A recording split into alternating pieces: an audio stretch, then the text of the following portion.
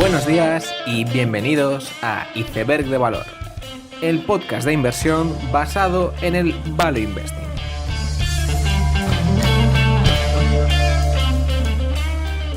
Bienvenidos los seguidores de Chamath Palihapitiya, Pitilla, bienvenidos a Iceberg de Valor.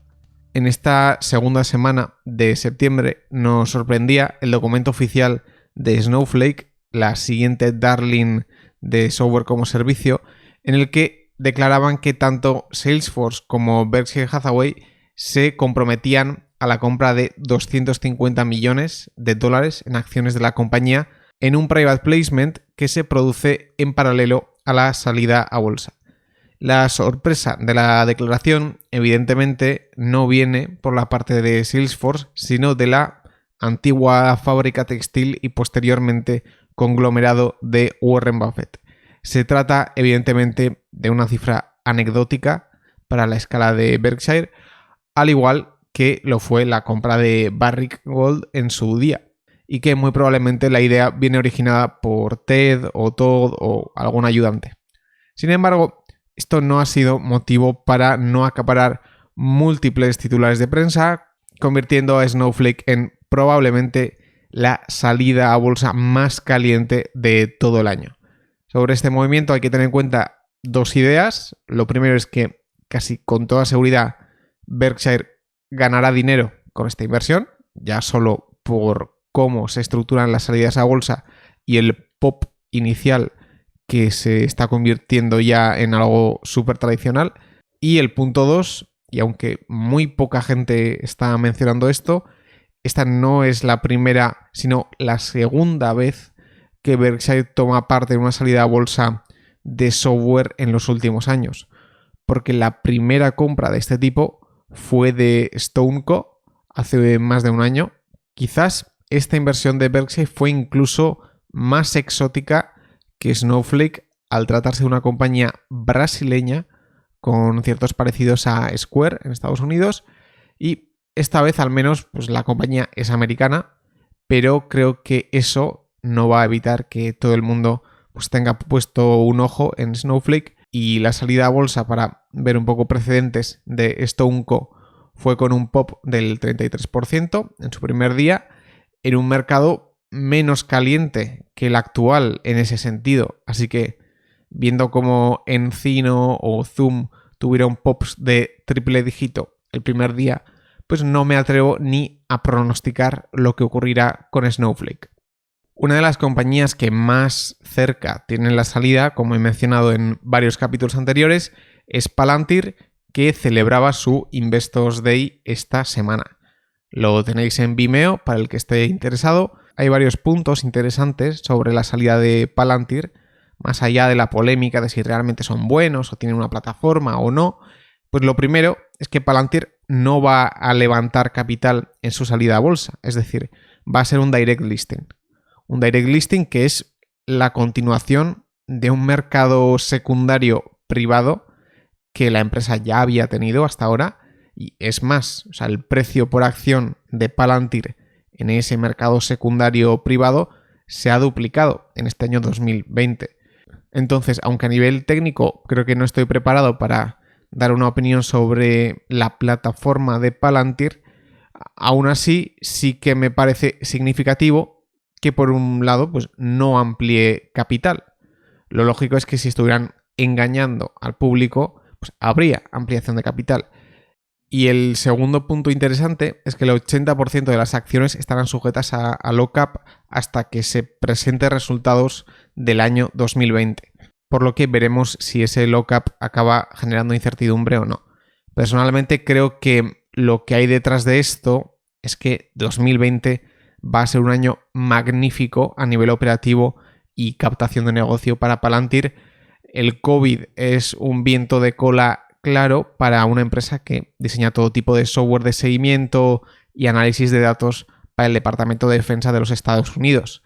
Es decir, es verdad que ellos mismos se están autoimponiendo límites a la venta de acciones, ese lock-up que he mencionado, y además no están ampliando capital, pero lo que yo creo que está pasando es que ellos mismos son muy conscientes de lo bueno que va a ser 2020, y por lo tanto creo que saben que van a ser capaces de vender acciones a precios más altos si esperan un poco de tiempo. Esta semana también se sabía que LVMH se retiraba de la compra de Tiffany's. LVMH ha alegado que Tiffany's había tenido una gestión muy pobre en el primer semestre del año, lo cual pues, les llevaba a retirar la oferta por la compañía. Esto subsecuentemente ha derivado en una demanda de Tiffany's a LVMH por echarse atrás y viceversa. Por lo tanto, se trata de una batalla donde LVMH pues, se intenta desprender de la adquisición, mientras que Tiffany's hace lo posible para ser adquirida. El precio de compra original de la compañía había sido $135 por acción, mientras que la acción de Tiffany's habría rondado los 125 todo este proceso, mostrando un cierto escepticismo de la comunidad inversora hacia este acuerdo. Al saberse la noticia, las acciones de Tiffany's caían a $115, que personalmente no entiendo cómo no caen mucho más, ya que las probabilidades de que el acuerdo se cierre pues, han empeorado muchísimo. En todo caso, este ha sido un evento que me ha sorprendido un poco, ya que LVMH había dejado caer incluso que se estaba planteando comprar las acciones de Tiffany's a mercado, simulando una especie de fondo de arbitraje interno, y sabiendo esto y la ya larga historia de la transacción, pues sorprende que el LVMH se haya echado atrás. En los resultados de la semana, la sorpresa negativa ha sido Slack, que aún con un crecimiento de ventas del 49%, pues mostraba un crecimiento de billings, que son el mejor indicador futuro, de un 25%, lo cual es una deceleración masiva. Y todo esto con un contexto que tendría que haber sido positivo para Slack. En una situación de trabajo desde casa, creo que las herramientas que facilitan el trabajo en equipo pues tendrían que haber tenido vientos de cola de la misma forma que lo ha tenido Zoom en este trimestre. Por lo tanto, unos resultados decepcionantes a los que los inversores están intentando encontrar una explicación.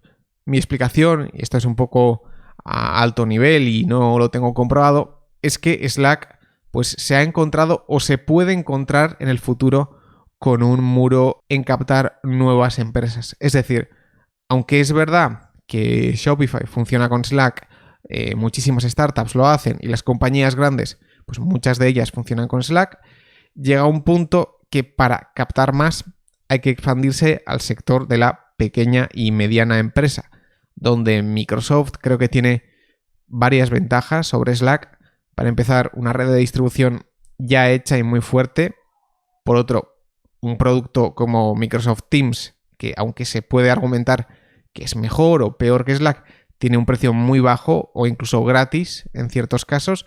Y finalmente, creo que las pequeñas empresas no tecnológicas, entre comillas, se fían muchísimo más de Microsoft que de Slack, al conocer pues ya los productos de Office, Windows y otros. Mientras que Slack está vista más como una startup nueva. Finalmente, esta semana se anunciaba la compra del Idealista.com por parte de EQT. El precio ha sido de 1.300 millones, es decir, Idealista es un unicornio español, algo que no se puede decir frecuentemente. Idealista.com se ha convertido en el marketplace inmobiliario más importante de España, aunque para llegar a ese punto tuvo que pasar pues, años duros. Para hacernos a la idea, el Idealista en el año 2001 tenía 345.000 euros en ventas y unas pérdidas de 2,7 millones. Mucho ha pasado desde entonces y como es ya conocido, este tipo de negocios tiende a generar unos pocos grandes ganadores con muy buenas economics y parece que Idealista.com es el gran ganador nacional de los marketplaces inmobiliarios en España. Es decir, un actor similar a Rightmove en Reino Unido. Pasando ya al tema de este episodio, el episodio de hoy va sobre el número de empresas cotizadas. A día de hoy hay muchísimas empresas cotizadas en el mundo, tantas que nadie realmente puede abarcar todo el mercado. Sin embargo, el número de empresas cotizadas ha ido en disminución con el tiempo. Aunque ahora comentaré los motivos por los que hay menos empresas cotizadas, la primera reflexión que hay que hacer es lo negativo que es para el inversor activo que haya cada vez menos empresas donde elegir. Al final, lo que tú quieres como inversor es que haya un gran número de empresas con un gran número de modelos de negocio y situaciones muy particulares. Es decir, cada empresa tiene una casuística propia, una base de inversores propia que hace que pueda darse una oportunidad de inversión o no. Si cada vez hay menos empresas, cada vez más todo el mundo tendrá que mirar las mismas empresas y por lo tanto la casuística de las situaciones de estas empresas será cada vez más limitada. Es decir, si en todo el mundo hubiera solo 100 empresas cotizadas, todos tendríamos un nivel de información similar, pondríamos el foco en cosas similares y eso finalmente acabaría en que los retornos de los actores de mercado cada vez tuvieran una varianza menor y que tendieran más a la media. Ese sería un mal escenario, ya que tendría mucho menos sentido ser un inversor activo, ya que el valor de este se encuentra en buscar situaciones nuevas, información nueva y un punto de vista diferente. En todo caso, evidentemente, estamos todavía bastante lejos de esta situación de mercado hiperconsolidado y de hecho creo que no lo vamos a ver al menos en nuestras vidas. Pero es importante ver hacia dónde van las cosas. Pero lo cierto es que ha habido una disminución de empresas cotizadas innegable del año 2000 hasta ahora. Las razones de este fenómeno pueden ser varias. Por un lado, la proliferación del private equity, que va comprando y retirando de cotizar a muchas empresas, que en caso contrario serían empresas cotizadas.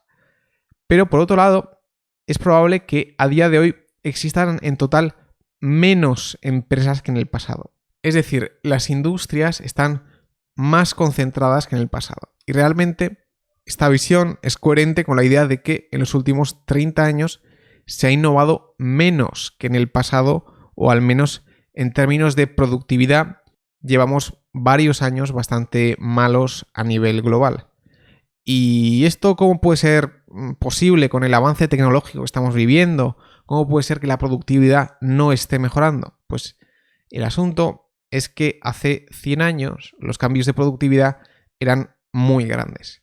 Se pasaba de mover mercancía en caballos a tener el motor de combustión, o electricidad en los hogares, o incluso algo más reciente como la invención y popularización del aire acondicionado, que está demostrado que produjo un aumento de productividad muy grande durante varios años. Sobre este tema hay un capítulo de Planet Money bastante bueno que recomiendo escuchar a cualquiera que esté interesado.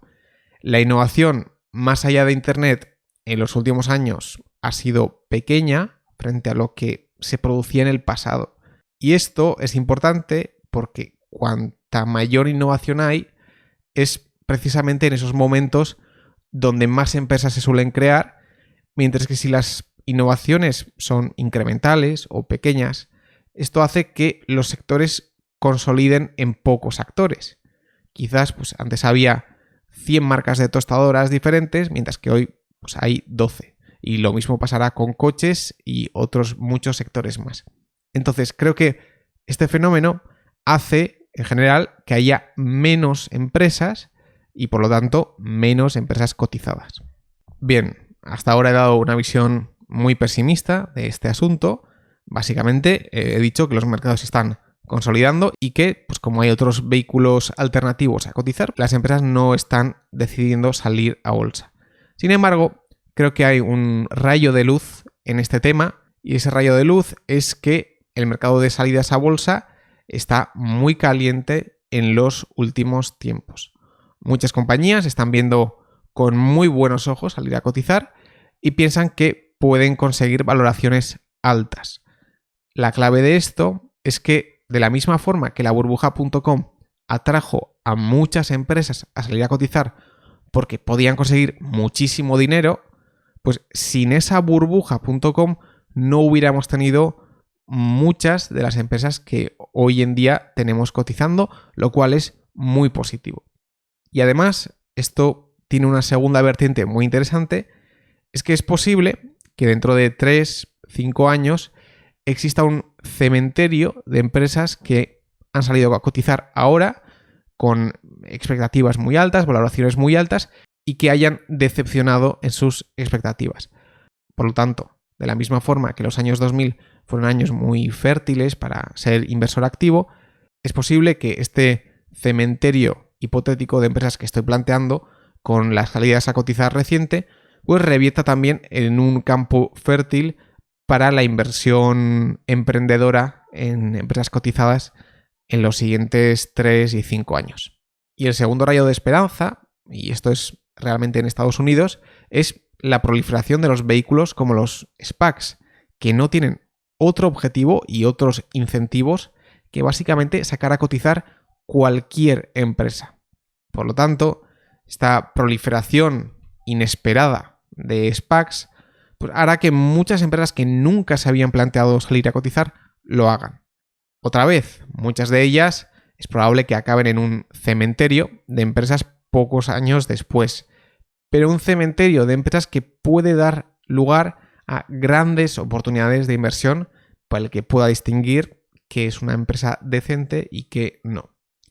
En resumen, hay que ser objetivos y ver que claramente la tendencia histórica no va a favor de la salida a cotizar de más empresas.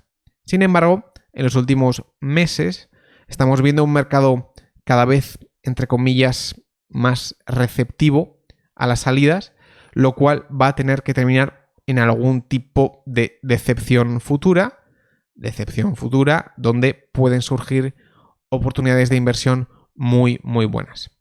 Con esta idea termino el episodio, dadle like, suscribíos, haceros miembros si os gusta el contenido que publico, que ya somos casi 40 miembros en YouTube y no se ha ido nadie, así que algo de valor sí que aporta serlo. Y por lo demás, nos vemos la siguiente semana y seguid aprendiendo.